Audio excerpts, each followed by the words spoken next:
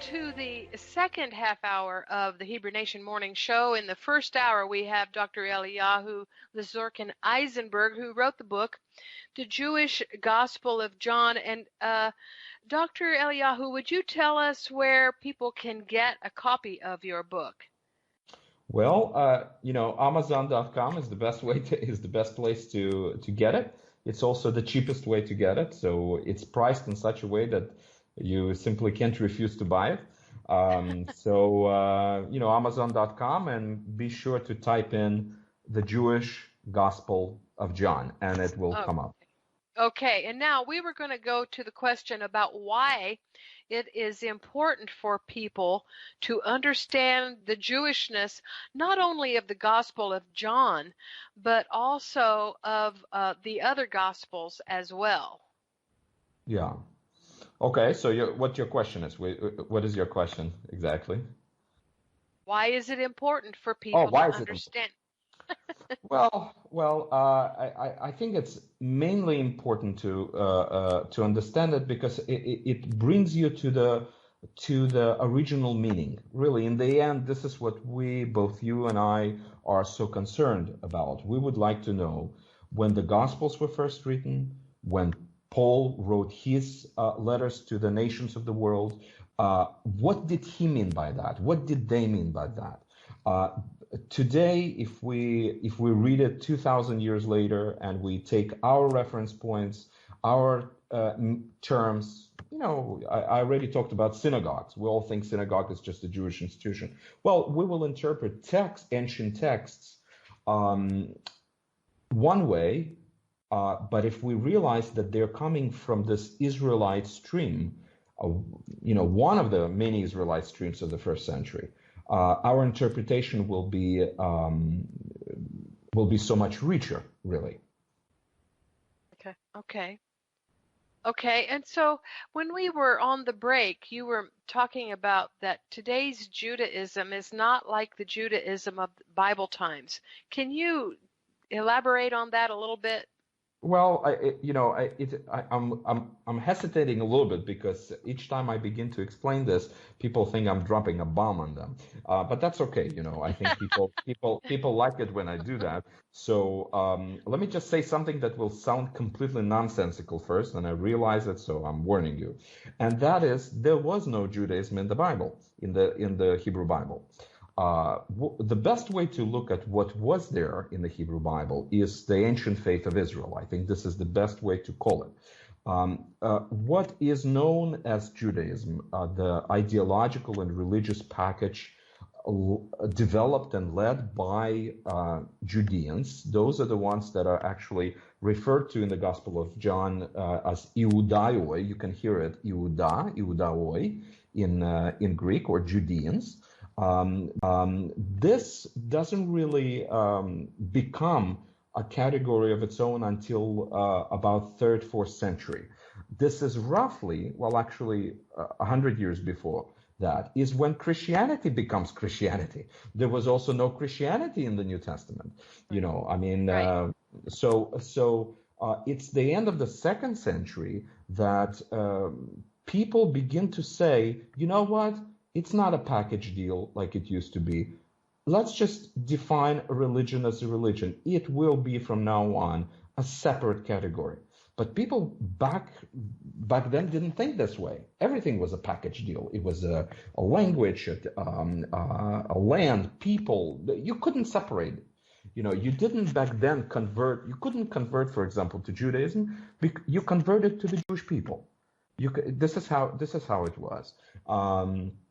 And then later on, when historic Christianity already became historic Christianity, one of the first steps it began to do is it began to separate itself from the Jewish leadership, most of which by that time already were not believers in Jesus, in Yeshua. And so what happened is basically the early historic Christianity had said, okay, we're Christianity, and if we are not buying to the people, in other words, we're universal, let's just use the word church here, universal church, and we're Christians, then who are they?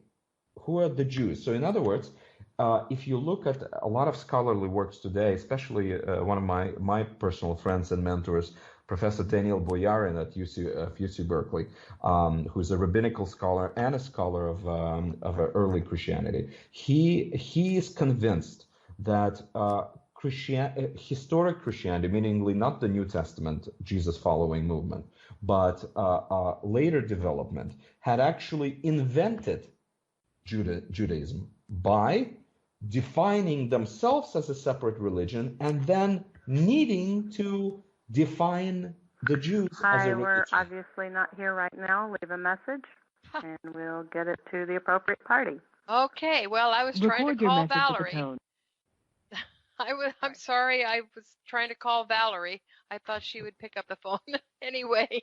Sorry, Dr. That's all right. No, listen. This actually, let me use this opportunity to illustrate a Jewish concept. Okay, in rabbinic Judaism in particular, there is this very, very interesting concept of bat kol. Jews never agree about anything. This is why Judaism is not really a religion, you see. So, because to be a religion, you have to agree on something. And Jews just don't. And especially this was so in the first century. And this is, by the way, this is a value. This is something that we love about it. We're not threatened that we're disagreeing and that there is some disconnects between ideas. We think this is really cool, and this is what pushes us forward to keep testing everything and to doubt everything that we think we think we know. And so there are times that as Jewish sages argue with one another, all of them are bringing this text and that text and this text and this text. In the end, sometimes the rabbinic Jewish logic says, okay, well, this guy won. But then there are times when nobody wins. And sometimes this very interesting, mysterious character in rabbinic Judaism shows up that's called bat kol, variously translated as heavenly echo or whisper or God's voice, or there's so anyways, when bat kol shows up, she almost always shows up to settle disputes. So she'll say, you're wrong and you're right. That's it. Let's move on. And so sometimes interruptions are good, and there is no problem with that. So if you want to make that phone call again, it's not a problem. Okay, so Bat Kol is daughter of everything? Well, no. Bat Kol is literally the daughter of the voice. So daughter it's actually Kol is voice. Right. Okay. Right. The Kol could be spelled as everything or all, or Kol as voice. Cool. Yeah. And that would be, I would guess this is also another way of saying perhaps wisdom? It is hard to say, because this is one of those concepts, like many Christians, lots and lots of pastors are using a phrase or a phrase, Shekinah glory. Now, there is no such thing in the Bible. There is, of course, the concept of what they mean by Shekinah glory. Yes, of course, that is in the Bible. But the idea of Shekinah, that's wrongly pronounced, it's Shekhinah in Hebrew. Shekhinah means a neighbor, feminine neighbor. The idea, of course, is God's glory, but it's a concept that's developed later, okay, in the rabbinic writings. In vain would you look for the word, Shekinah glory in the Hebrew Bible. It's just not there. Okay, that's beautiful. I want to go back to where you said that the people back then would not convert to Judaism, Right. But they would, right. they would join. I think is perhaps a better word. The Jewish people. Yeah. And it wasn't necessarily a matter of agreeing to I'm trying to think of how to put this, because let me help you out, because okay. I know what the problem that you're running into. So okay. The basic idea is that the conversions were known in late antiquity. So it's not that people didn't convert. They did, but when someone converts, they couldn't do it the American way. The American way is someone of any kind of ethnic background, for example, can actually join or convert to any religion whatsoever. Someone could be Irish and he can become a Jew, he can become a Christian, he can become anyone at all, almost, right? A Muslim. But back then, if you couldn't just retain your ethnicity and culture and just do a check mark on religion. There was no such thing, you see. Religion was not a separate category. So if you joined the Jews, if you converted, you joined the people. You accepted the whole package. And Right. you were expected to cut all connection with everything that was there before. And this is why Greco-Roman authors actually, and this is fascinating to read what they thought about conversion to Judaism. Oh my goodness, they put it Okay. in terms of betraying not just the gods, obviously that would be so, but betraying their families, their country, betraying, in other words, conversion to Judaism and beginning to observe Jewish ideas such as Shabbat or let's say celebrating the holidays or anything like this. That is not the conversion, but it was viewed as a slippery slope. Yeah. But by the way, of course, this is the problem with our understanding or misunderstanding rather of the word Judaizing. People Right. today, when they think of Judaizing, they think that what Paul was forbidding, the Jewish Saul Paul, the Pharisee, who is Pharisee after his conversion, not just before, who Yes. is forbidding Judaizing. For him, it's very, very important that the nations would worship together with the Jews. Will worship God of Israel, will join the Jewish coalition, but as nations. For him, this was very, very important. This was, it's a topic for another conversation, but the Judaizing for him was actually the process of proselyte conversion. And that's the only conversion that there was there before, is actually becoming a Jew in every way. And so no one was actually forbidding, including Saul Paul. He was not forbidding celebrating Jewish holidays. He was not forbidding Shabbat or anything like that. Something else was meant by it. Yeah. But I'm confused because in talking to various rabbis and Jews about converting to Judaism today, there is this same kind of thing where, for us who are not Jews, if we were to convert to Judaism, we have to give up everything in a Christian background, including Yeshua as the Messiah, which is an issue for us. He brings us to the Torah, and then when we want to keep the Torah with the Jews, they say, no, you can't keep the one in the room who has brought you to keep the Torah. Okay, so what is the question exactly? Okay. Well, you stated that in Paul's time, the conversion was an all or nothing process, and I think it's still that way. It depends on which branch. Okay, it depends on which branch, but to certain. Okay, so why do you think that the conversion in Paul's time is different than conversion in our time, when really you have to do the same thing? You have to give up everything you believe. Okay, the difference. No, we're talking about conversion to Judaism or conversion in general today. Conversion to, like Valerie just texted. She says the question is, does he see a problem with that? With us having to give up belief in Yeshua as Messiah in order to convert to Judaism. Well, okay, very good. And this is where, and by the way, whoever missed it, I am a Jewish follower of Yeshua, and I obviously do not have any problem with being Jewish and being a follower of Yeshua. There's no problem for me there. Okay, but I think this is where it becomes the matter of the power brokers.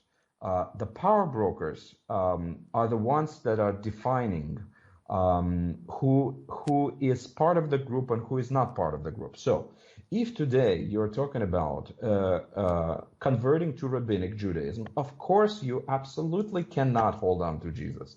It is not possible because rabbinic Judaism was already defined for you by many people, majority would be fair to say, that actually don't see what we see in the Hebrew prophets for whatever reason. Okay. So the power Uh, brokers, the rabbinics, they will not yeah. allow conversion to Judaism if you want to keep Yeshua as your Messiah, Now, because by their definition, you may not convert under Right. those well, circumstances. You're right. well, It remember, excludes Yeshua. yeah, but remember that Christians had first defined Christianity as a category, as a Right. separate category. Then they projected it on the Jews that we read about in the New Testament, okay? Because they're still back then in the package deal, but we already read them as a separate, as Judaism, as if it was a religion, and that's the problem in the Gospel of John. People think that it's the people of the Jewish faith that are meant in the Gospel of John. While you should read my book, it has nothing to do with it. Yeah. But then what happens? Then the people of whom we call the people of the Jewish faith in the Gospel of John return the favor to the Christians. Then they go and define themselves the Christian way. Okay, meaningly that they are categorically Jewish as a religion. So, anyways, you people should take courses at Israel Study Center. This is where we Yes. go into really the depth of those historical issues. And we have spent way too much time on these other things because you asked us to go into the Israel Studies Center that you have, and so let's talk about that because people need to know where they can get this information from you, like to get on your The, mailing list and uh, all of the, that. those of you listening, I hope that you were able to handle this shameless pitch. That No, it wasn't but, shameless. but hey, I'm very proud of it, and I think this is one of the best things out there. And so, anyways, you can the best place to actually find my teaching live in live video format, and is at www.israelstudycenter.com. israelstudycenter.com. Don't try to type it in Google. It hasn't been properly indexed yet. It will take a while to find. But if you actually put it in the browser, you will get to it. israelstudycenter.com. Okay. What is Israel Study Center? This is the place where we reread we believe that the Bible does not need to be rewritten, but we do believe that it needs to be reread. And so what we do is we offer, it is not just me, it is a group of fascinating scholars. Many of them are true authorities in the field of Jewish studies and early Christianity and early Christian origins. Fascinating people from top universities of the world, mostly Israeli universities. And what we do is we teach on live topics such as the Book of Revelation in its Jewish context, such as the stories of the Jewish Christ. And I understand that I'm using the sort of the forbidden terminology here, or topics on how to read Hebrew, or the courses that would be coming up, making sense of Jewish traditions, and the Jewish Apostle Paul. So this is a place where people can tap a world-class scholarship, the kind of thing that you heard today. It's actually not much different, except that we keep interacting and it's live, and you see me, and you personally can actually ask questions just as the hosts of the show. And what we do is we deliver these courses in live format to wherever it is that you are. So anyways, my shameless speeches probably should stop here, and I don't want to overstay my welcome. Listen, everybody, I've been reading Dr. Eli's books, and they are really amazing. The Jewish Gospel of John has so many gems in it, and he challenges you, and he also helps to correct some misconceptions, misdefinitions that we carry typically when we come in from a primarily Christian background and we haven't had a chance to study the word from a perspective of that time and also from that culture. And I think what Dr. Eli brings into the books is not only his culture, but he's an academic. He's very well referenced in his books. He's not making this up. He's looking at this really hard, and I really appreciate that, Dr. Eli, because I knew Yeah. that if these apostolic writings could get into the hands of, true Jewish, brought up Jewish people, and that they could look at this from their perspective, there would be a wealth of information forthcoming, and you have delivered. So You I know what? appreciate that. I was recently given a couple of books by another author who uses the same Christian method of proving a point to prove that Yeshua is not the Messiah and that Jews should stop believing that he is the Messiah. And, and so it's refreshing to me to talk to a Jewish person who understands the Gospels according to the Jewish culture that existed back then. That is, to me, is extraordinary scholarship. See, that's it's really, and if I can just be, I'll be very quick. I realize we have to finish. The basic idea is that this is what allows for me to say I'm a Jew and I believe in Jesus, because I define a Jew by the standards of the first century. In the first century, a Jew was this package deal, and followers of Yeshua were Jews. Those who did not follow him were Jews, and I'm one of them today.